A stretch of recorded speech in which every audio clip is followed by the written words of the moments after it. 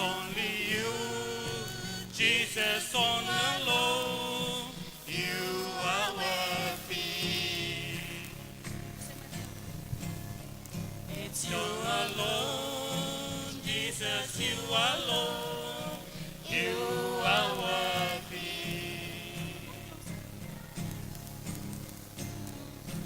No one else can take your place in my life.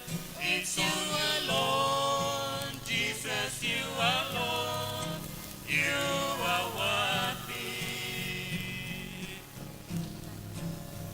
It's you alone, Jesus, you alone.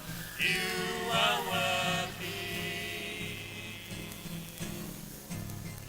It's you alone, Jesus, you alone. You are worthy. No one else can take your place in my life. It's you alone, Jesus, you alone. You are worthy. Saikemuni duan-duanga sa dedere. Saikemuni duan-duanga sa dedere. Sengai tuai tau tobata kemuni. Saikemuni duan-duanga sa dedere. Saikemuni duan-duanga sa dedere. Saikemuni duan-duanga sa dedere. Sengai dua metau taubata kemuni. Saikemuni duan-duanga sa dedere. Ni wewe tu, Yesu wewe tu, unaweza. Ni wewe tu, Yesu wewe tu, unaweza. Hakuna mwingine awezaye chukua nafasi katika maisha yangu. Ni wewe tu, Yesu wewe tu, unaweza. Ni wewe tu, ni wewe tu, Yesu wewe tu, unaweza. Ni wewe tu, Yesu wewe tu, unaweza.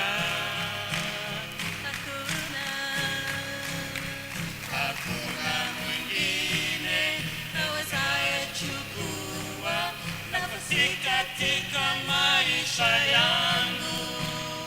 Ni wewe tu, Yesu wewe tu, unaweza.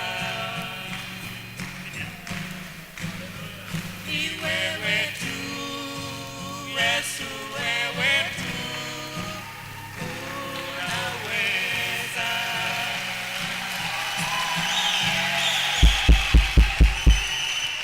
Glory, glory, glory. Thank you very much. Thank you very much for these nice performances. Asante sana kwa jinsi ambavyo mmefanya.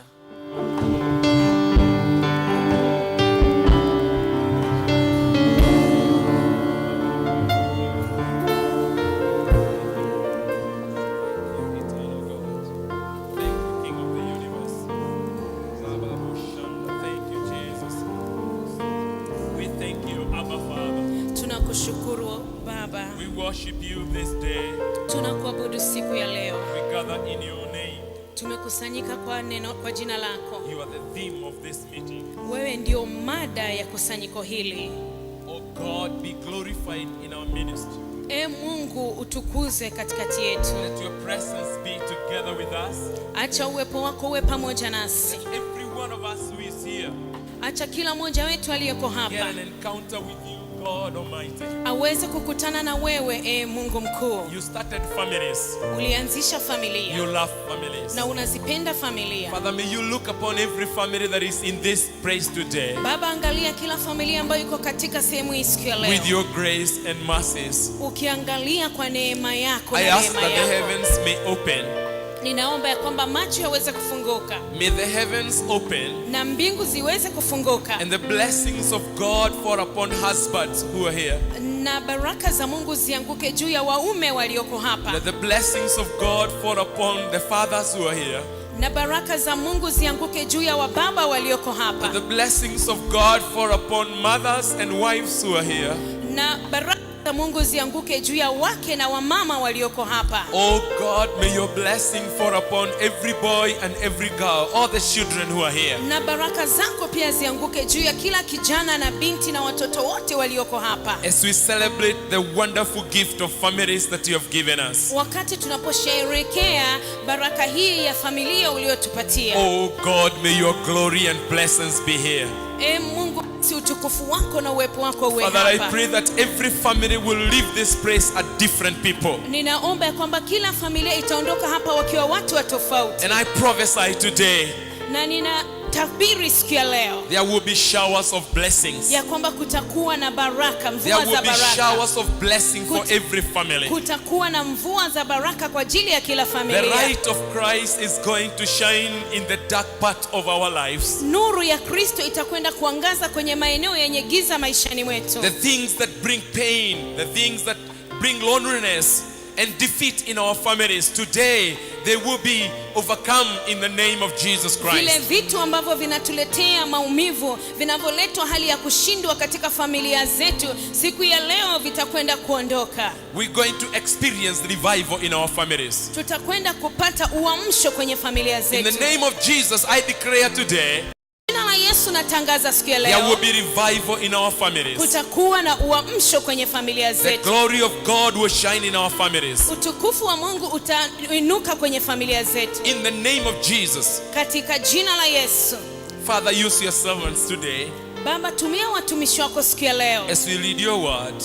wakati tunaposoma neno lako, May you speak to every one of us, ili uweze kunena na kila mmoja and may you wetu fulfill your promise na uweze kutimiza ahadi that zako there will be showers of ya blessings kwamba kutakuwa na mvua za baraka for every family, kwa ajili ya kila familia, kila familia that is represented here. ambayo imewakilishwa So right hapa. now, Father, I want us to connect with all the members of our families wherever they are. Sasa Baba, nataka tuunganike pamoja na wenzi wetu katika familia kokote waliko. May the Spirit of God reach out and touch them.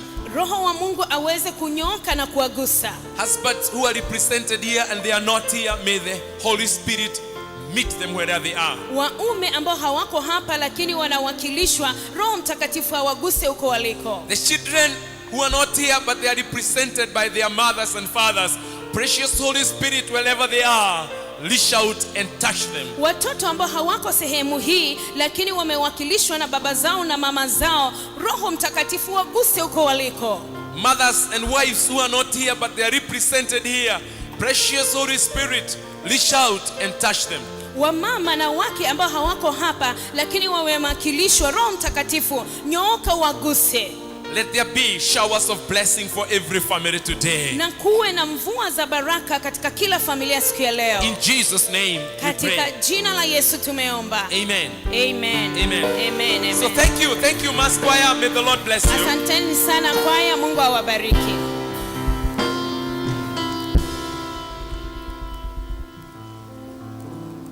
We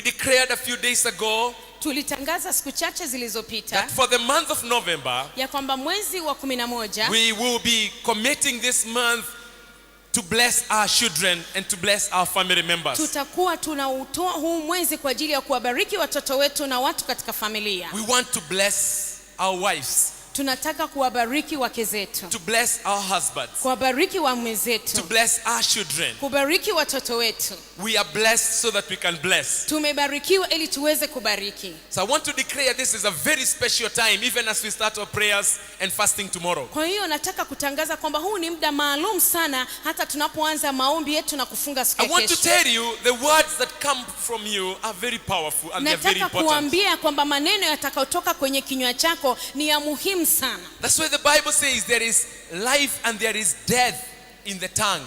Kwa sababu ndio maana Biblia inasema ya kwamba kuna uzima na mauti katika ulimi. And therefore we choose to bring out life and not death. Na sisi tumechagua kutoa uzima na sio mauti. And therefore this month I want to admonish you. I want to encourage you. Kwa hiyo nataka kuwatia moyo katika mwezi huu. Make sure what comes out of you is that which is wholesome.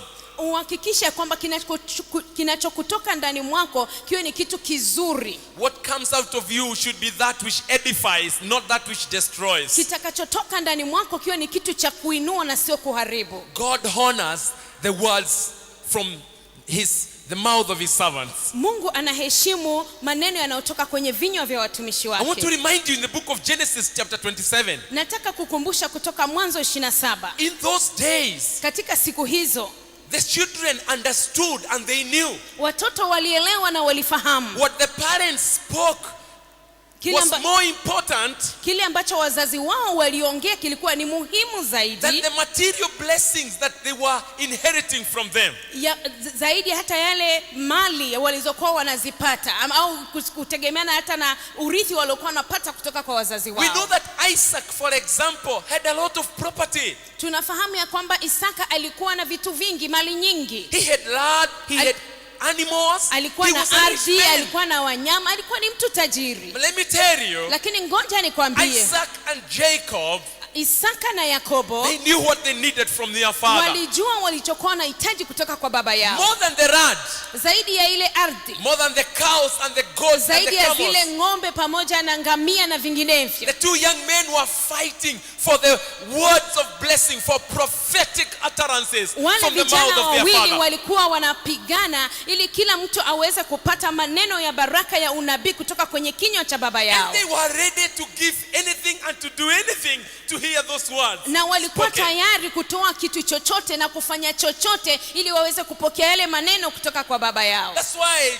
Jacob, Na ndio maana Yakobo working with the mother, ambaye alikuwa akifanya kazi na mama he yake was able to cause the father to bless him. alisababisha baba yake akambariki, Because the father said to his son Esau, kwa sababu baba alimwambia mwanae Esau go and get animal for me, ya kwamba nenda ukatafute mwana kondoo kwa ajili yangu, cook for me, alafu umwandae kwa ajili yangu, give me to eat, unipatie ni and then mle, I will bless you. alafu nitakubariki. And Rebecca had it. Na yule Rebeka akasikia yale And he maneno conspired with Jacob. na akaungana pamoja na Of Yakobo. course we know in the Bible, we know in chapter 26, Genesis 26, Tunafahamu katika Biblia katika Mwanzo that 26 Esau, because of being greedy, kwa sababu Esau alikuwa ni mtu ambaye ni mwenye tamaa sana au mroho, he sold his birthright to his brother. alimuuzia haki yake ya uzaliwa wa kwanza He kaka said, I don't yake. care, you can take my birthright. Akasema mimi sijali, unaweza ukachukua tu haki ya uzaliwa wa And God kwanza. heard what he said. Na Mungu alisikia He said, alichokisema. I don't care, take the birthright. Akasema mimi sijali, chukua tu hiyo haki ya So uzaliwa wa kwanza. he thought what he said was a joke.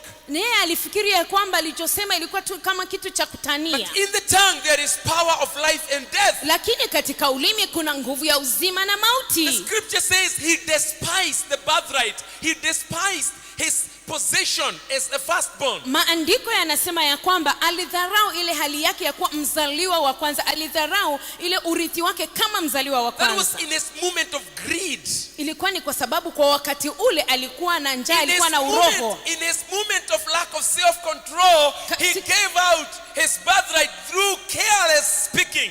katika muda wake ambao alikuwa katika hali ya kutoweza kujitawala yeye mwenyewe, akatoa ile haki yake ya uzaliwa wa kwanza. And therefore in chapter 27, Na sasa katika ule mlango wa 27, Jacob was able to get the blessings. Yakobo akaweza kupata baraka. And we can see those blessings in chapter 27. This is what the Bible says. Na tunaona hizo baraka katika ule mlango wa 27. Hiki ndicho Biblia inachosema. This is Jacob saying, oh, the smell of my son is like, this is Genesis chapter 27. Mwanzo 27. We can read verse 27. Tutasoma ule mstari wa 27. He says, oh, the smell of my son is like the smell of a field that the Lord has blessed. This is the father speaking. Listen, the father speaking to a son. Huyu ni baba alikuwa akiongea. May God give you the heavens dew and the earth richness, an abundance of grain and new wine. May nations serve you. Mstari wa 27, akakaribia akambusu, naye akasikia harufu ya mavazi yake, akambariki akasema, tazama harufu ya mwanangu ni kama harufu ya shamba alilolibariki Bwana. Mungu na akupe umande wa mbinguni na manono ya nchi na wingi wa nafaka na mvinyo. Mataifa na wakutumikie. May nations serve you and peoples bow down to you. Be Lord over your brothers, and may the sons of your mother bow down to you. May those who curse you be cursed, and may those who bless you be blessed. Mataifa na wakutumikie na makabila wakusujudie. Uwe Bwana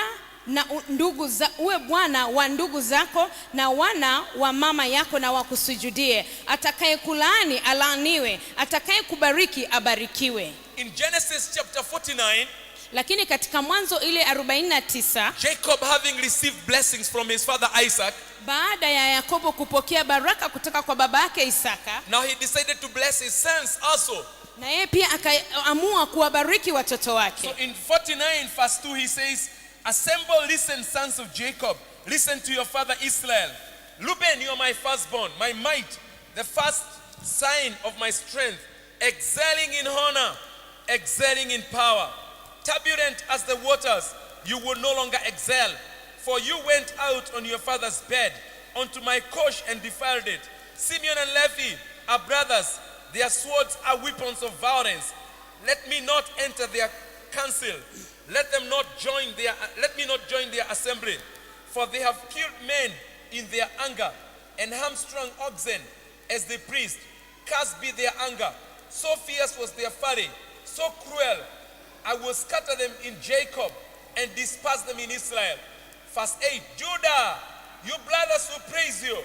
Your hand will be on the neck of your enemies. Your father's sons will bow down to you. Then he says, you are a lion's cub, O Judah. You return from the prey, my son. Like a lion, he crouches and lies down. Like a lioness, who dares to louse him? Yeah, read for us. Kwanza ule mstari wa pili inasema, kusanyikeni msikie enyi wana wa Yakobo, msikilize Israeli baba yenu. Rubeni, umzaliwa wangu wa kwanza, nguvu zangu na malimbuko ya uwezo wangu. Umewapita wengi kwa ukuu na kwa nguvu. Umekurupuka mpaka kama maji, basi usiwe na ukuu, kwa sababu ulikipanda kitanda cha baba yako, ukakiitia unajisi, ulikipandia kitanda changu. Simeoni na Lawi ni ndugu, panga zao ni silaha za jeuri. Nafsi yangu usiingie katika siri yao, fahari yangu usiungane na kusanyiko lao. Maana katika ghadhabu yao walimuua mtu, na kwa ukaidi wao walikata mshipa wa ng'ombe.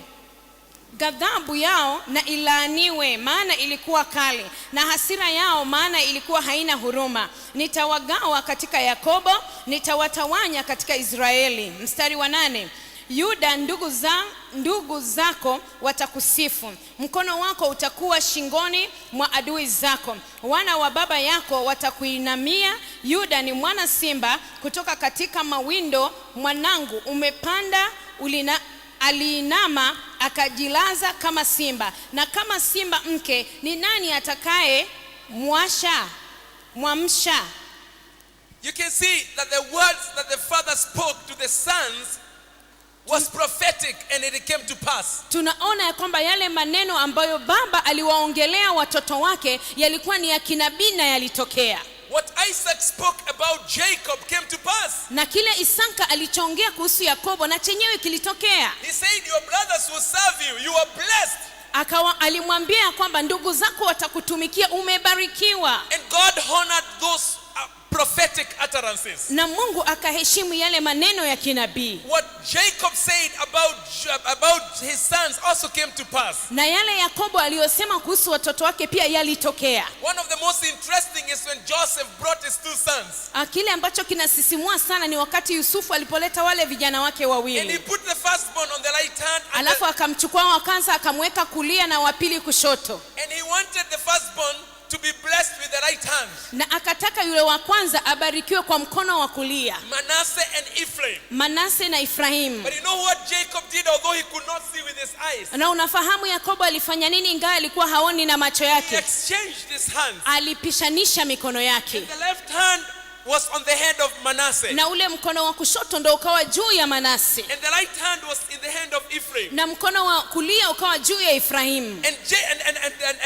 And Joseph told the father, no, my father, no, na no. Yusufu akamwambia babake, hapana baba yangu, hapana. Put your right hand on the firstborn. Weka mkono wako wa kulia kwa wa kwanza. And your left hand on your secondborn. Na mkono wako wa kushoto kwa wa pili. And Jacob said, no, I know what I'm na doing. Na Yakobo akasema, hapana, nafahamu ninachokifanya. Both of them will be great, but the younger will be greater than the older. Wote watakuwa, yule ambaye ni mdogo atakuwa mkuu zaidi ya mkubwa. And when you see the life of the Ephraimites and you see the life of Manasseh, the Ephraimites became mighty in Israel. Ukiangalia maisha ya Waefraimu na Manase utaona kwamba Waefraimu walikuwa ni watu wakuu katika Israeli. Reuben was supposed to be the firstborn and to be the heir of the father. Rubeni alikuwa anatakiwa awe ndio wa kwanza na mrithi wa baba yake. But the father did not bless him. Baba hakumbariki because of things that he did in his carelessness. Kwa sababu ya vitu alivyovifanya kwa ajili ya ile maisha yake yaliokuwa hayana uangalifu. Moments of lack of self-control. Kile kipindi ambacho alikuwa hana uwezo wa kujitawala yeye mwenyewe. Jacob blessed the firstborn. His name is Judah. Yakobo akambariki mtoto wake wa nne, jina lake Yuda. And you see what we see and what we do, God sees it and God honors it. Kwa hiyo tunaona ya kwamba yale tunayoyaona na tunayoyafanya Mungu pia anayaona na kuyaheshimu. That's why Jesus, when he selected which tribe in Jacob in Israel to use, na ndio maana Yesu alipochagua kwamba ni kabila lipi katika Yakobo alitumie, he is not called the son of Reuben. Haiti mwana wa Rubeni. He is not called the son of Isai, Simeon and Levi. Haiti mwana wa Lawi na Simeoni. He is called the anaitwa son or the lion of the tribe of Judah. Anaitwa mwana au simba wa Yuda. Because the father spoke prophetically. Kwa sababu baba yake alinena naye kinabii. I want you to see that the words we speak are very important. Nataka uone kwamba maneno tunayoongea ni muhimu sana. We start with boys and girls who are in this place. Tutaanza na wanaume na wanawake walioko katika sehemu hii. The young men, the young boys and girls who are in this place. Wale vijana, wale wavulana na wasichana walioko kwenye sehemu hii. The words that come from your mouth are very important. They have life and they have death. Maneno yanayotoka kinywani mwako ni muhimu sana, maana yana uzima na yana kifo. Look at Esau speaking when he was a teenager, a young man. He spoke carelessly. Mwangalie Esau alivyokuwa akiongea wakati alipokuwa kijana, wakati alipokuwa tu kijana mdogo, aliongea yani katika hali ya kutokujali. He said, I don't care. Akasema sijali. I don't care. Sijali. Whether I am blessed or not, I don't care. Nikibarikiwa ama nisipobarikiwa sijali. We have many young men here who speak carelessly. Tuna vijana wengi sana hapa ambao wanaongea pasipo kujali. And those words they speak catch up with them. Na hayo maneno ambayo wanazungumza yanaenda pamoja nao. God, the words that come out of your mouth, because in your mouth there is life and there is death. Chunga maneno yanayotoka kwenye mdomo wako, maana maneno yako, mdomo wako una uzima na mauti. Mothers and fathers, the word you speak to your children are life and death. Baba na mama mlioko hapa, maneno mnaozungumza kwa watoto wenu ni uzima ama mauti. Because you are speaking from positions of authority. Kwa sababu unaongea ukiwa kwenye nafasi ya mamlaka. When you tell your children you are useless. Unapomwambia mtoto wako kwamba hufai. When fathers you tell your daughter you are prostitute, unapomwambia kama baba mtoto wako wa kike kwamba wewe ni you malaya, are prophesying. unakuwa kama unatoa Your unabii. words have life. Maneno yako yana Your words uzima, have power. maneno yako yana nguvu. But we have fathers who speak carelessly to their Lakini children. tunao baba ambao wanaongea pasipo kujali kwa watoto We have wao. mothers who speak carelessly to their Tunao husbands and wamama to their hapa ambao wives, to their children. wanaongea pasipo kujali kwa watoto wao. They don't guard the words that come from their mouth. Hawachungi maneno ambayo yanatoka kwenye vinywa They vyao. don't realize Hawatambui that they are prophesying to ya them. kwamba wanatoa unabii kwa wale watoto. Some of our children are what they are because of the words we speak to them. Baadhi ya watoto wetu wako jinsi walivyo kwa sababu ya maneno tunaowazungumzia. The world has become so negative a place Dunia imekuwa ni sehemu ambayo ni hasi sana, that our children hear negative things from Monday to Monday. kwa sababu watoto wetu wanasikia mambo hasi kuanzia Jumatatu hadi Jumatatu. When they go to school, they are spoken to negatively. Wakati wanapoenda shule wanasikia maneno hasi From the teachers, negative words. kutoka kwa walimu wao, maneno hasi From their colleagues, peers, negative things. kwa wale ambao ni rafiki zao, maneno ambayo ni hasi. And when they go home, they meet negative mother and negative Na father. wanapofika nyumbani wanakutana na mama na baba ambao wako pia hasi. Actually, somebody said if children fail to make a mistake at home, Kuna mtu alisema kwamba mtoto akishindwa kufanya kosa nyumbani, the mother or the father may never speak to them. huenda mama na baba hawatakaa wakaongea na watoto, Because we only speak to our sons and boys and girls. kwa sababu tunaongea tu na watoto wetu wa kike na wa No, kiume. don't do that. You're doing the wrong thing. Usifanye hivyo, usifanye, unachokifanya sio sawa. We are always cashing people when they are doing the wrong thing. Mara nyingi tunataka tu kuongea nao wakati wamekosea, wanafanya vitu But ambavyo we sio are sawa. blind when they are doing the right things.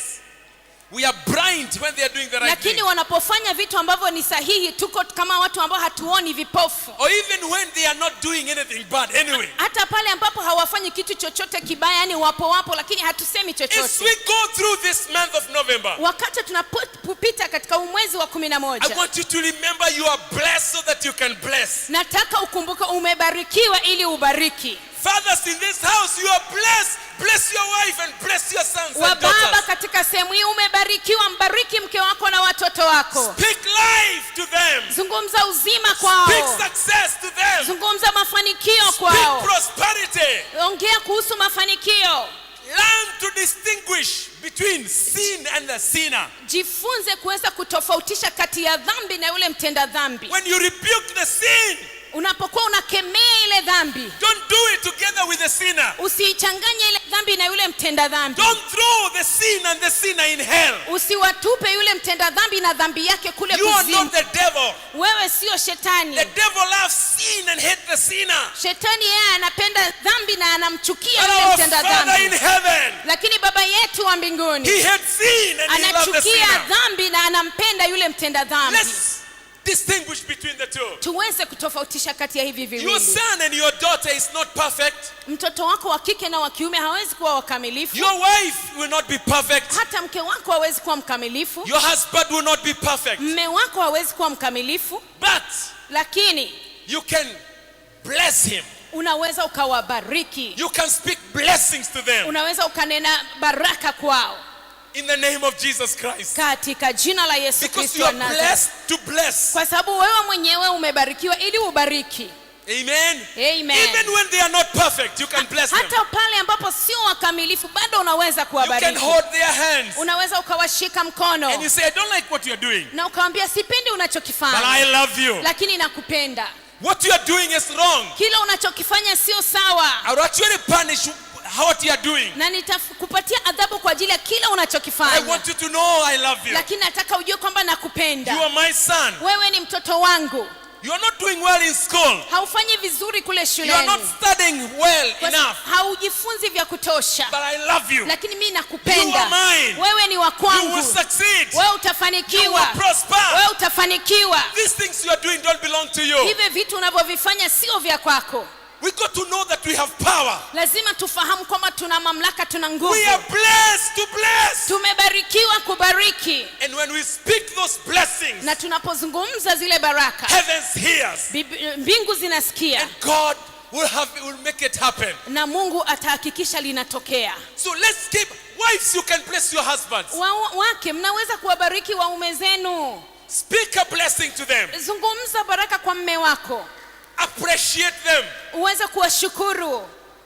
Create an environment for them Tengeneza mazingira kwa ajili yao where the blessings of God within them will blossom. ambapo baraka za Mungu ndani mwao zitaweza kuchanua. Psalms 128. Zaburi ya 128. Let's read together Psalms 128. Hebu tusome pamoja Zaburi ya And 128 we can see it over there.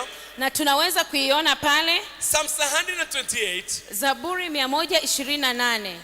My sister priest pastor was going to read. It's Nitakwenda talking about a kusoma. blessed family. Inaongea kuhusu familia yenye baraka. Everybody has a responsibility. Kila mmoja anao wajibu. Tutakwenda kusoma Zaburi 128. Biblia inasema, heri kila mtu amchaye Bwana, aendaye katika njia yake. Taabu ya mikono yako hakika utaila. Utakuwa heri na kwako kwema. Mkeo atakuwa kama mzabibu uzao vyumbani mwa nyumba yako. Wanao watakuwa kama miche ya mizeituni wakizunguka meza yako. Tazama, atabarikiwa hivyo yule amchaye Bwana. Bwana akubariki toka Sayuni, uone uheri wa Yerusalemu siku zote za maisha yako. Naam, ukawaone wana wa wanao, amani ikae na Israeli. Hallelujah. Amen. In the family, everybody has a responsibility Katika familia kila mmoja analo jukumu to be a blessing to the other members of the family. kuwa baraka kwa wengine katika familia. Despite the fact that families are being attacked from left and right.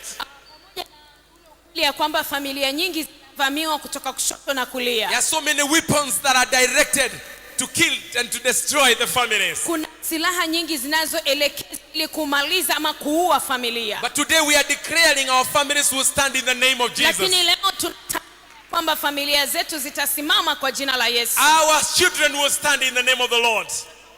Simama kwa jina la Yesu. Our wives and our husbands will stand in Jesus' name. Hata wake zetu na waume zetu watasimama kwa jina la Yesu. Because family is not made by man. Family is God's idea. Kwa sababu familia hazijaumbwa na mwanadamu, familia ni wazo la Mungu. Families were not started by government. Family was started from heaven. Familia hazijaanzishwa na serikali, familia zimetoka mbinguni. Family is God's answer to loneliness.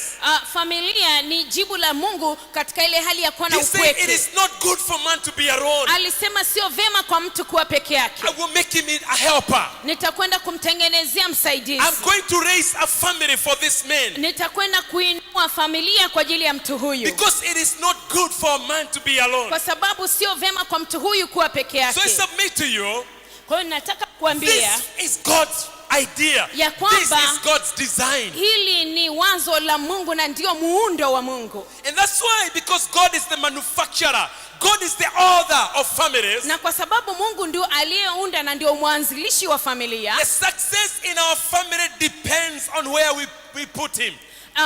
mafanikio katika familia zetu zinategemea ni wapi Mungu tumemweka, nafasi gani tumemweka Mungu.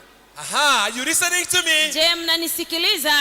If you buy an equipment, Ukinunua chombo, you got to be sure you know the mind of the maker, the manufacturer of that equipment. lazima uweze kufahamu wazo la yule ambaye aliunda chombo hicho. And that's why they prepare something called a manual for that Na equipment. ndio maana anaandaa kitabu ambacho kina maelezo kuhusu chombo hicho. When Nokia makes Nokia product, they also manufacture, they also write something called the manual, which is the mind of the maker. Wakati Nokia wanapotengeneza chombo cha Nokia, wanaandika kitabu ambacho ni cha mawazo ya yule ambaye amekiunda kile chombo. You will be advised, and it is important that you read that manual. Utashauriwa. Don't think that you know so much. Utashauriwa, na ni muhimu sana kwamba usome kitabu hicho. Usidhani kwamba wewe unajua vya kutosha, Because if you don't read the mind of the manufacturer, kwa sababu usiposoma mawazo ya yule aliyeunda, you will end up abusing and destroying the product. utakuta unakitumia kile chombo vibaya na kukiharibu. You may use the long power outlet, or the long socket, Unaweza ukatumia socket ambayo sio sahihi ama umeme ambao umezidi au umepungua. because the manufacturer lights and say be careful, ensure that the power you are using maybe it's 240 or 210. Kwa sababu yule ambaye amekiunda anasema uwe mwangalifu, hakikisha kwamba umeme unaotumia labda ni 240 kwa mfano. Maybe it is 110 to 120. Au ni 100 kwa 10, 110 au 100 kwa 20. Don't behave like you know and you say, I have been using this product for many years. Usijifanye mjuaji sana na kusema nimekuwa nikitumia vifaa hivi I'm kwa just muda going to mrefu. fix anyhow. Nitakwenda kuweka tu vyovyote vile. Ensure you read the mind of the maker carefully. Hakikisha unasoma mawazo ya muundaji kwa uangalifu. One of the main problem that we are having in our days moja ambao ni tatizo ambalo ni kubwa tunalolipata is katika the siku fact zetu. that husbands and wives and children, the families, Ni ukweli ya kwamba wake na waume na watoto katika familia they are not careful to get the manual, the mind of God about families. hawana uangalifu wa kuweza kupata wazo la Mungu kuhusu familia. They don't have the manual. Hawana kitabu cha maelezo. We need to keep asking ourselves, when he made families, what did he have in mind? What did he Tunatakiwa want? kuendelea kujiuliza sisi wenyewe, wakati Mungu alipoumba familia alikuwa anataka nini? Alikuwa na nini katika mawazo yake? How did he want a husband to behave to the wife? Alitaka mme aweje kwa mke wake? How did he want a father to behave to the children? Alitaka baba aweje kwa watoto wake? How did he want the wives to behave to the husband? Alitaka mke aweje kwa mume wake? We need to keep asking that. Lazima tuendelee kuuliza hilo But swali. many times we consult our dysfunctional past. Lakini mara nyingi watu tunauliza ushauri kutoka katika ule ukweli wa nyuma ambao haukuweza kufanikiwa mwanzoni. We look at experiences in our tribe. This is the way we treat our wives. Tunaangalia hata uzoefu katika kabila zetu na mila zetu. Hivi ndivyo ambavyo tunatakiwa kufanya kwa wake zetu. In our tribe, we don't eat in the same table with women. Katika kabila letu hatuli pamoja na wanawake. In our tribe, we can't sit with our children. They will not obey us. Katika kabila letu hatukai mezani na watoto hawatatutii. In our tribe, we don't ask children any question. We give instructions. Katika letu hatuwaulizi watoto maswali yoyote, tunawapa tu maagizo.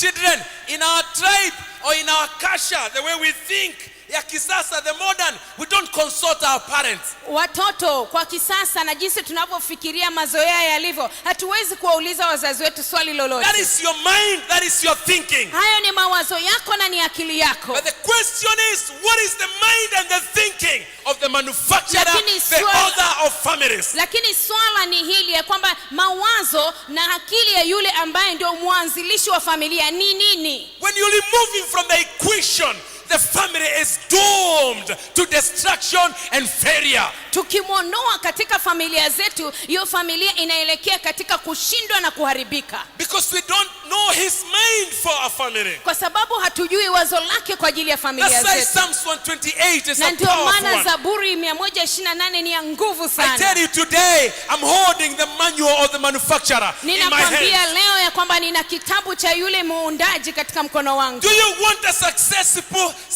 happy family? Je, unataka familia ambayo imefanikiwa na yenye furaha? This is the manual. Basi hiki hapa. God has carefully put his mind and made it accessible to us. Mungu ameweka mawazo yake humu na akahakikisha tunaweza kuyafikia. So Psalms 128 says, blessed is everyone that fears the Lord. Kwa hiyo Zaburi ya 128 inasema kwamba amebarikiwa kila mmoja amchaye Bwana And who walks in his ways. na anatembea katika njia zake. And there is it's a very powerful way. Everyone who fears the Lord. Na ni katika njia ya nguvu sana, inasema kila mmoja amchaye And we are Bwana. not talking about being afraid of God, like God is a lion or God is a buffalo. That's not the fear. Hatuongei kuhusu ile hali ya kumwogopa Mungu au kukaa katika hali ya kumwogopa kama vile yeye ni simba. Hapana. We are talking about honoring him, Tunaongea kuhusu kumheshimu adoring him, na kumwabudu, worshiping him, kumwabudu yeye giving him his praise na kumpatia nafasi in yake our families. katika familia And he zetu. says, anyone who fears me Na anasema mtu yeyote anayenicha mimi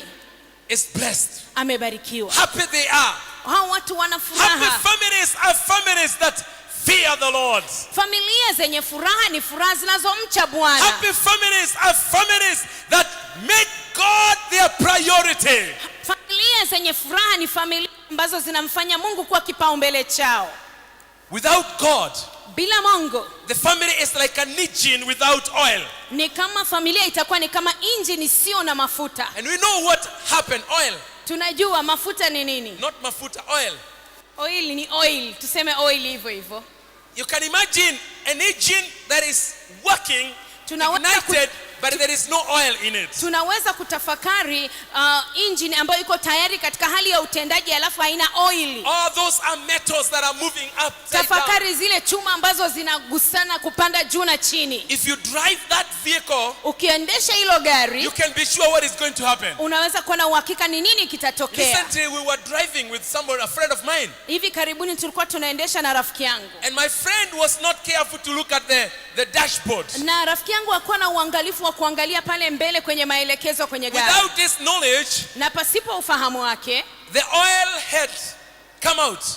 Ile oil ilikuwa imeisha, imeondoka, yani imemwagika. And he didn't read the dashboard. Na hakuweza kusoma pale kwenye dashboard. There was an indicator that things are not working, things are late. Kulikuwa na ishara pale inamuonesha kwamba mambo huku chini hayajakaa vizuri. But because he didn't see it, lakini kwa sababu hakuangalia, all of a sudden, ghafla, and he was driving at 120, alikuwa anaendesha katika yani 120. all of a sudden we saw smoke fill the vehicle. Ghafla akaona moshi umejaa katika ile gari. I saw him drive to the side of the road. Nikamwona akiendesha kipaki pembeni. And he told me, jump out, jump out, jump akaanza out. kuniambia toka, ruka nje, ruka nje. There was all, smoke surrounding us. Kulikuwa na moshi umetuzingira. I feared that the vehicle would burst into flames. Mimi niliogopa kwamba ile gari itaweza kuingia katika moto. So we tried to do whatever we could, disconnect the battery, disconnect. Tukaanza tukaondoa ile battery, tukaondoa kila kitu. The consequence of driving without oil. Matokeo ya kuendesha pasipo oil. You can predict what happens. Unaweza ukajua ni nini kitatokea. When you drive a vehicle without the mind of the maker. Unapoendesha gari pasipo mawazo ya yule muundaji. The manufacturer Toyota or Nissan, he never intended that you drive without oil. Yule ambaye ni muundaji wa Nissan na Toyota hakudhamiria kwamba wewe uendeshe pasipo oil. He knew that the engine will burst into flames. Alijua kabisa ya kwamba ile itaweza kupasuka na kuwaka moto. It's a very expensive experiment. Na ni swala ambalo ni la gharama sana. God never intended Mungu hakuwahi kudhamiria that families move without his presence and his grace. ya kwamba familia ziweze kutembea pasipo neema yake na uwepo wake. The grace of God is the oil for our families. Neema ya Mungu ndio mafuta ama oil kwa ajili ya familia We zetu. need God in our families more than anything Tunamhitaji else. Mungu tu katika familia yetu kuliko kitu kingine chochote. Hallelujah. Amen. There are 4 parts or 4 types of families. Kuna aina 4 za familia. And 4 types of relationships. Na aina 4 za Please mahusiano. listen to this very carefully. Tafadhali sikiliza ili kwa uangalifu. I want to start by saying, Nataka kuanza kwa it kusema is God's will that families enjoy and be happy. It is God's will. Ni nia ya Mungu ya kwamba familia ziweze kuishi katika hali ya kufurahi na kushangilia. It is God's will that families bless each other. They live in an environment where they enjoy the presence of each other. Ni mapenzi ya Mungu ya kwamba familia ziweze kubarikiana na waweze kufurahia uwepo wa kila mmoja. I also want to say, Na pia nataka it is kusema natural and it is human for families to face challenges. ni kawaida kabisa na ni hali ya kibinadamu kwa familia kuwa na changamoto. Every family is being challenged at one time and the other. Kila familia inapitia changamoto kwa njia moja au nyingine There is wakati no mmoja au mwingine. perfect family here on earth. Hakuna familia ambayo imekamilika duniani. Family have weaknesses Familia zina madhaifu equal to the weaknesses of the members of the family. kama vile ambavyo tu wale watu katika familia walivyo na madhaifu. If challenges were the cause of families killing each other, Kama changamoto ingekuwa ni sababu ya familia kuuana, then all people would kill each other. basi wote wangekuwa wanauana. Because every family, the pastor's family, Hata- face challenges. Kwa sababu kila familia ina changamoto, hata za wachungaji. Bishop's family face challenges. Hata familia ya askofu pia zinapitia machangamoto. Elders families get challenges. Hata familia za wazee wa kanisa zinapitia changamoto. Psychologist family despite a lot of learning about relationships, but they face challenges. Hata wale watu ambao ni watu wa saikolojia, familia zao pia zinapitia changamoto pamoja na usomi So wote. absence of challenges is not the main indicator of a happy family, but it is. Kwa hiyo kutokuwa na changamoto haimaanishi kwamba hiyo familia ina amani.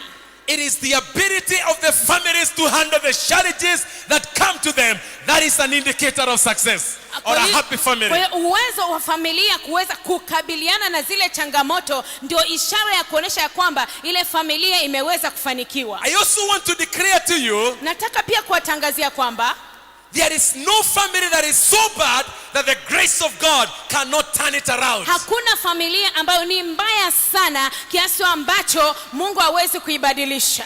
And you will see as I describe the 4 types of families. Na utaona nitakapokuwa nikielezea zile aina 4 za familia. Anytime you hear the word of God and obey it and appreciate it and take it on yourself. Kila wakati Wow. unaposikia neno la Mungu na kulitii na kulifanya kuwa la kwako, That word is life. That word is power. hilo neno linakuwa ni uzima, hilo neno linakuwa ni nguvu.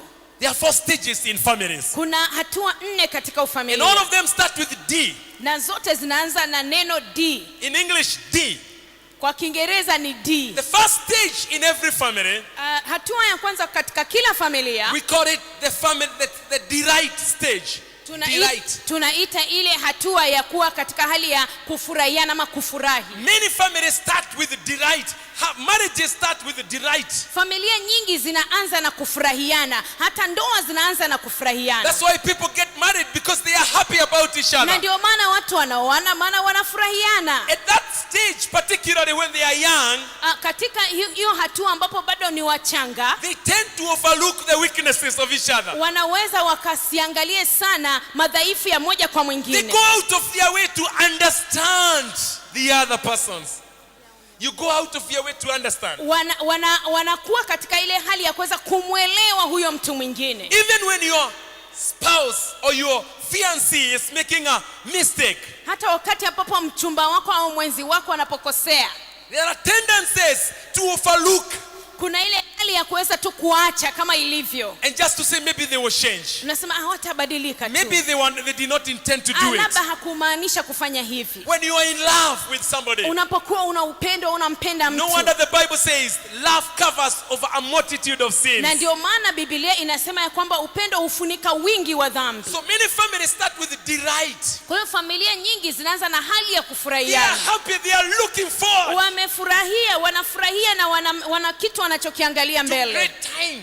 Wanaangalia kwamba watakuwa na Until muda death mzuri do us part. hadi kifo kitakapowatenganisha. You try to interfere with them, you will be in trouble. Ukijaribu kuingilia hapo katikati, huko kwenye I matatizo. remember a few years ago speaking to a friend of mine, Ninakumbuka miaka michache iliyopita nilikuwa naongea na mwenzangu. and I said, I like your relationship, Na nikasema ninapenda mahusiano yenu, but I'm concerned with 1, 2, 3. lakini nina kitu ambacho kinanisumbua 1, 2, 3. Can you two guys work on that relationship? Je, nyinyi watu wawili mnaweza mkashughulikia haya mahusiano? If you don't work on this and this, it will interfere with Kama you. hamtaweza kushughulikia haya mambo, basi vitakuja kuingiliana na nyinyi. When I left, the two met, Nilipoondoka wale wawili and wakakutana. they say, this guy does not care for us, does Wakasema not huyu love mtu us. hatujali wala hatupendi. He's wishing us bad. Anatuwazia mabaya. We don't even want him in our wedding. Hatumtaki hata katika eneo letu. And they abandoned me. Na wakaniacha. They left me completely. Wakaniacha moja kwa moja. Well, I Vizuri, loved them. I niliwapenda, prayed for them. I nikawaombea, wanted them to succeed. nitaka I wafanikiwe. even went for their wedding. Na nikaenda hata kwenye harusi yao. I actually drove very, very far, many kilometers. Niliendesha gari kwa muda mrefu sana, mbali sana, mita And I nyingi. kept telling them, I love you guys. Na nikaendelea kuambia nawapenda sana. I love you guys. Ninawapenda They sana. got married. Wakaoana. After 2 months, Baada ya miezi miwili, I saw people come knocking in our house. nikaona watu wanakuja kugonga nyumbani kwetu. The husband was breathing fire. Yule mwanamume alikuwa anapumua moto. The wife was like a volcano. Na yule mwanamke alikuwa kama volcano. and we were trying to cool them down. na sisi tulikuwa tunajitahidi He kupooza. doesn't care. He doesn't care. Ajali huyu, I want to go back to mimi her. nataka kuondoka nirudi. And the husband was saying, she doesn't love me. She Na doesn't mume respect anasema, me. huyu kwanza hanipendi wala You know haniheshimu. James? Unafahamu James? You know, I am feeling that nitaweka wokovu kando kidogo nimuonyeshe who I'm truly I am. That I should just put my salvation aside and work on her and show her my true colors. We started trying to work on that relationship. Tukaanza kufanya kazi katika mahusiano yale. In that moment of delight, Katika kile kipindi cha kufurahiana, they were blind to some things, some walikuwa weaknesses. vipofu kwa maeneo mbalimbali hata madhaifu. So they didn't work at the relationship. Kwa hiyo hawakushughulikia yale And mahusiano. those things catch up with them later. Na vile vitu vikaja kukutana nao hukule Every mbele. family goes through that moment of delight. Kila Or many familia families. we inapitia hiyo hali ya kuwa na kufurahiana. But at the time of delight, Lakini kwa wakati ule wa do kufurahiana, not ignore working on the relationship. usiweze Listen to this. usidharau ile hali ya kushughulikia You mahusiano. reap what you sow. Utavuna ulichopanda. You cannot harvest something that you have not planted. Hauwezi kupata kitu ambacho ukupanda. If you want peace Kama and love unataka and joy, kama unataka amani na upendo na furaha, and you want to harvest tomorrow and then next week and next year, na unataka uwe nayo kesho na juma keep lijalo na mwaka planting ujayo, and keep planting and endelea keep planting. kupanda na kupanda na kupanda. The problem we have in our families, Matatizo tulionao katika familia we have zetu, lazy husbands and lazy wives, tuna waume na wake ambao ni wavivu, lazy boys and lazy girls, na wavulana na wasichana who wavivu, are not intentional in planting seeds of peace and Ambao joy hawa- and love and harmony. hawafanyi kwa makusudi kupanda mbegu za upendo na amani na furaha na kuelewana. Selfishness is killing families. Hali ya kuwa binafsi inaua familia. Everybody thinking about himself. Kila mtu anajifikiria yeye kwanza. Everybody want to harvest. Kila mtu anataka kuvuna. Everybody want to be served. Kila mtu anataka kutumikiwa. Everybody want to be understood. Kila mtu anataka kuelewa, watu wamwelewe. Everybody want to be pampered. Kila mtu anataka aweze kubembelezwa. Immature members of the family. Wale watu ambao hawajakuwa katika familia. Nobody wants to understand and be a servant, and Hakuna anayetaka kuelewa na yeye ndio aweze kuwatumikia wengine na kupanda mbegu kwa so wengine. at the moment of delight, Kwa kile kipindi cha kufurahiana, ensure you continue planting seeds of harmony. na hakika endelea kupanda basi zile mbegu za kuwa na maelewano na When amani. you don't plant seeds of harmony, Lakini unapokuwa haupandi mbegu hizo za your maelewano, family will go to the next stage. ina maana familia yenu itaingia katika hatua And the inayofuata. next stage is called dysfunctional. Na hatua inayofuata inaitwa hali ya kutokuwa katika utendaji. Dysfunctional stage Hii hali ya kutokuwa katika utendaji is when the weaknesses of the members ina maana kwamba pale ambapo hapo ndipo ambapo madhaifu ya watu katika familia start manifesting. yanaanza kudhihirika. The selfishness is so open for everybody. Ule ubinafsi unaonekana wazi kwa kila mmoja. Dysfunctional, the experiences that are holding you.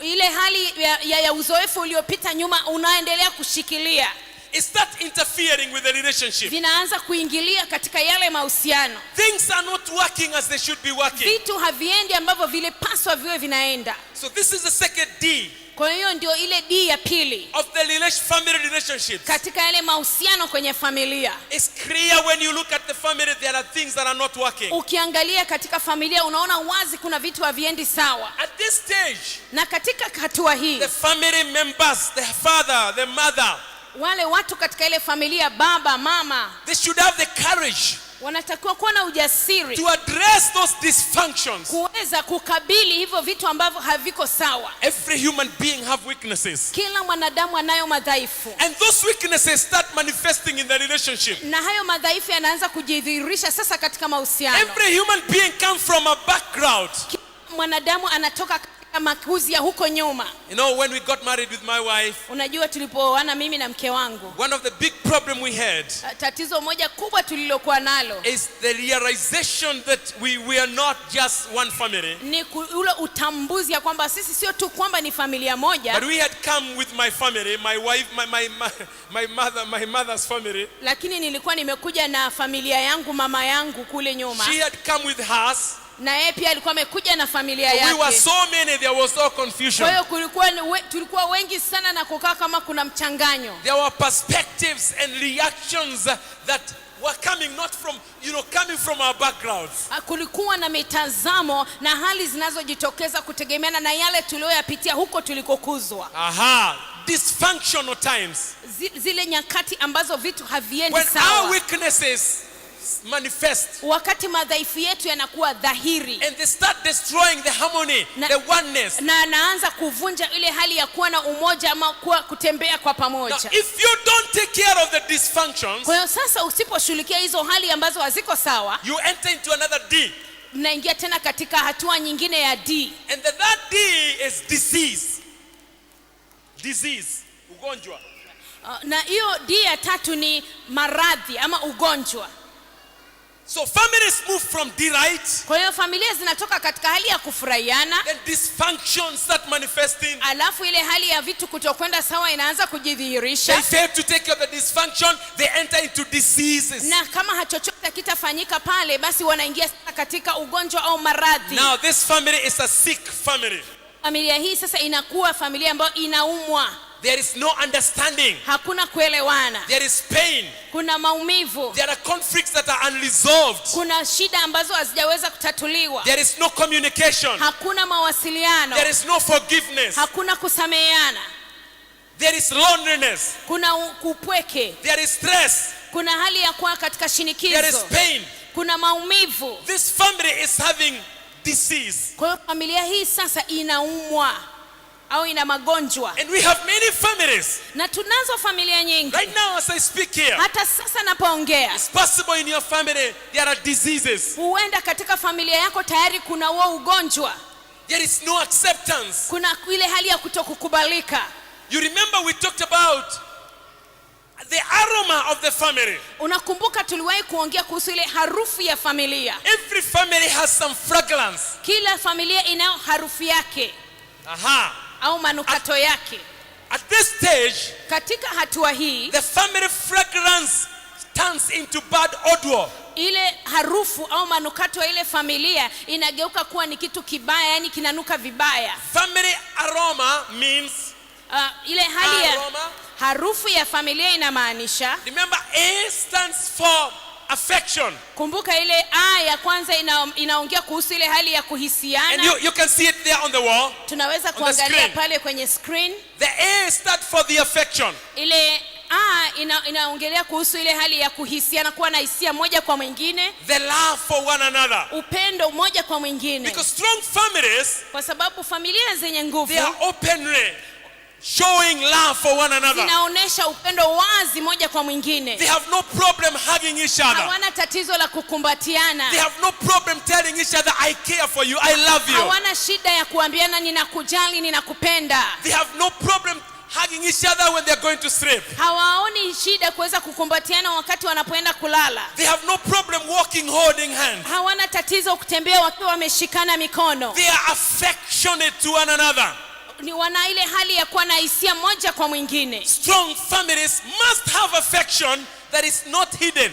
Affection that is shown to everybody. Familia zenye nguvu lazima hisia zao moja kwa mwingine ziwe ni za nguvu na wazi. And that love must be within the experience of the one being loved. Na upendo lazima uwe katika ule uzoefu kwa yule anayependwa. Aha, praise the Lord. Bwana If you asifiwe. have your daughter, Kama unaye binti yako if you have your son na unaye kijana who wako is 2-year-old and 3-year-old and 5-year-old, ambaye ana miaka miwili, mitatu, mitano, the way you show them love jinsi unavyowaonesha upendo will be different from a son who is 30 years old. itakuwa ni tofauti na ule kijana wako wa miaka 30. Is that true? Je, ni kweli? I learned that through the hard way. Nilijifunza hilo, lakini kwa njia ngumu sana. Your daughter who is 4-year-old Mtoto wako ambaye ana miaka 4 would understand chocolate and ice cream Atawe- better than a title deed. Ataelewa zaidi kuhusu ice cream na chocolate kama upendo zaidi ya wewe kumpatia hati. Can you imagine going to your daughter 4 years old? Hebu jaribu kwenda kwa binti yako yule ambaye ana miaka 4 tu. I love you, my daughter. Oh, ninakupenda binti yangu. And the daughter says, I need a chocolate. Na yule mtoto anakuambia nataka chocolate. Oh, no, I can't buy for you. Hapana, mimi siwezi kukununulia I chocolate have bwana. bought a piece of land in Dar es Salaam for Nimekununulia you. kiwanja Dar es Salaam. Actually, I have the title deed. Hata nimekuletea hati ya hicho kiwanja mwanangu. You actually hang it on the wall of your bedroom. Hebu nenda ukaweke juu pale kwenye chumba chako cha kulala. Well, if you give her that title deed, she will throw it into the fire the next time, or she will throw it in the toilet. Ukimpa hiyo hati wewe na atupa chooni ama kwenye So moto. when we talk about loving within the experience of the person you Kwa hiyo love, tunapoongea kuhusu kupenda kutegemeana na uzoefu ama we are talking umri wa yule about mtu packaging unayempenda. love Tunaongea kuhusu kuweka upendo so that the one you love can experience it and ili yule enjoy ambaye it. unampenda aweze kuupokea ile hali yake alivyo. Love must be tailor-made. Yaani upendo lazima uweze kuwa ni ile hali ambayo ule mtu alivyo ndivyo atakavyoweza It's not kupokea. kutuba, it's not generic. Sio kitu ambacho tu ni cha kawaida ni kwa kila The mtu. way to love John is different from the way you love James. Jinsi unavyompenda John iwe ni tofauti na unavyompenda James. I have 2 sons, Mimi nina watoto wawili. 2 boys I mean. Nina vijana wawili And I have a girl. na nina binti. Besides all the other kids God has given me, Ukiondoa wale watoto wengi ambao Mungu amenibariki nao. I have come to realize Nimekuja kugundua the way my son Tim understands love jinsi ambavyo Timu anavyoelewa upendo is different from the way Dan understands ni love. tofauti na vile Dani anavyoelewa upendo. I have come to know Nimekuja kugundua Mercy being my daughter, Messi ambaye ni binti yangu, oh my, her understanding of love is another different yani thing. uelewa wake wa upendo ni tofauti tena. And therefore, as a lover who wants to demonstrate his love to the members of the family, Kwa hiyo mimi kama mpenzi ambaye nataka kuonesha upendo kwa watu wa familia yangu, my love must be equal, upendo wangu lazima uweze kuwa ni sawa, must be made and lazima prepared uweze kuundwa na kuandaliwa in a way that the recipient will be able to kwa receive it. njia ambayo yule mpokeaji ataweza kuridhika, atakubaliana If I love nao. you, Kama nakupenda but you can't reach out that love, lakini hauwezi kuufikia ule upendo, there's a problem of delivery. na maana kuna tatizo la Of kuachilia ule course, the way to upendo. love my wife is different. Na jinsi ninavyompenda mke wangu ni tofauti It's pia. another world. Hiyo tena ni nyingine. My love for her Upendo wangu kwake and how to demonstrate it na jinsi ya kuweza kumuonesha is different ni tofauti from the way my children should be loved. na jinsi ambavyo naweza kuonesha upendo wa watoto But wangu. strong families, Lakini familia zenye nguvu, each member of the family know kila mmoja wa familia I anafahamu must show affection. lazima niweze kuonesha hali ya kupenda. I must demonstrate to the other members Lazima niwaoneshe wengine katika familia that I love them. ya kwamba nawapenda, Affection. hali ya But we kupenda. also know we need respect in families. Lakini pia tuwafahamu ya kwamba tunahitaji kuheshimiana katika familia. Strong families need to respect one another. Familia zenye nguvu zinahitaji kuheshimiana, The way we speak to each other, jinsi tunavyoongea moja kwa the way mwingine, we handle each other, jinsi ambavyo tunahusika moja kwa the way mwingine. the way we handle each other when we make mistakes. Hata tunapokuwa tumekoseana, jinsi ambavyo tunafanyana. How do we treat each other? Tunafanyana vipi? When we are angry, when we are annoyed, Wakati tunapokuwa tuna hasira when we tunafanyaje? are disappointed. Wakati tumekata tamaa tunafanyaje? There are many families Kuna familia nyingi that are filled with disrespect for each other. ambazo zimejaza na hali ya kuto kuheshimiana. I knew one family Nilifahamu familia moja, and they were close to me. na walikuwa karibu sana na mimi. Every time we are visiting, Every time, kila wakati tulipokuwa tunawatembelea, when the wife tries to speak a point, wakati ule mke akitaka kusema kitu, the husband automatically has to oppose that point. yule mwanamume yani bila kufikiria ataweza kwenda kinyume na ile point ya mke He wake. has tuned himself that my wife is second-hand citizen, second class. Amejiweka katika hali ya kwamba mke wangu yeye ni mtu wa daraja la Ni pili. lazima nimkosoe. Every time I have to tell her that this is wrong. Even if it means repeating the same thing Hata kama with a ikibidi, different word. hata ikibidi hicho kiweze kurudiwa tena na tena. If the wife say it was 3,000, Kama mke akisema ilikuwa ni 3,000, the husband say no. mume anasema hamna, haikuwa hivyo. It was 3000. Anasema hapana, ilikuwa 3000. He has tuned himself to oppose whatever the wife Yani says. amejitengeneza kwa njia ambayo kila wakati lazima awe kinyume na And mke wake. unfortunately, to humiliate and to embarrass. Ili cha kusikitisha ni ili uweze kumfanya ule mke ajisikie vibaya. This is true also for wives who have no respect for their husbands. Hii ni kweli pia kwa wake ambao hawana heshima kwa waume zao. Everything they speak in public and in front of people are negatives and negatives. Vitu Humiliation. wanavyoongea hata mbele ya watu ni vitu ambavyo ni hasi ili kuweza tu kuwa kinyume. What about parents relating with their sons and daughters? Je, vipi kuhusu wazazi na vijana wao na mabinti zao? I have seen many families where sons and daughters, the children are shown no respect because they are Nimeona children. familia nyingi ambazo watoto wao wa kiume na wa kike hawaoneshwi kabisa heshima ya aina yoyote. And most of our African family children you should not smile with your children. Na kama Yani mnacheka nini? na kama tujuavyo kwenye Kasu, familia zetu za weka sura Kiafrika, ngumu. watoto hatutakiwi kuwatabasamia, unasema fanya sura ngumu. I have to tell you today. You have to frown. Listen to me. Nataka nikwambie, sikiliza. We rebuke secretly Tunakemea katika siri and we praise openly. na tunasifu kwa wazi. If you want to build the self-esteem of your children, Kama unataka kutengeneza ile hali ya hadhi ya watoto wako, please listen to me. tafadhali If your nisikilize. son or your daughter make mistake, Kama mtoto wako akifanya kosa, whisper to them, waambie kwa siri, what you doing is wrong. hicho unachokifanya sio sawa. In other words, Kwa maneno mengine, don't rebuke. I mean, not necessarily that one. I mean, if it is a rebuke, sio tu hivyo, lakini kama unataka kuwakemea, if you mfano want to discipline, kama unataka kuwaonesha adabu, actually, let's talk about discipline. tuongee kuhusu kuadabisha. If you are disciplining, Kama unamwadabisha, discipline privately. basi muadabishe mkiwa sirini. I have seen some very clever parents. Nimeshawahi kuona akili sana. A child does a bad thing. Mtoto anafanya kitu kikubwa kibaya. Anaambiwa na mama, okay, kidogo, kuja kidogo. And the mother tells her, just come here, just come here. Karibu. Come this side, come this Sasa side. wakiwa huko bedroom, And while they're in the bedroom, I told you, nilikwambia what you are doing is wrong. kile unachokifanya sawa. Okay? Sawa?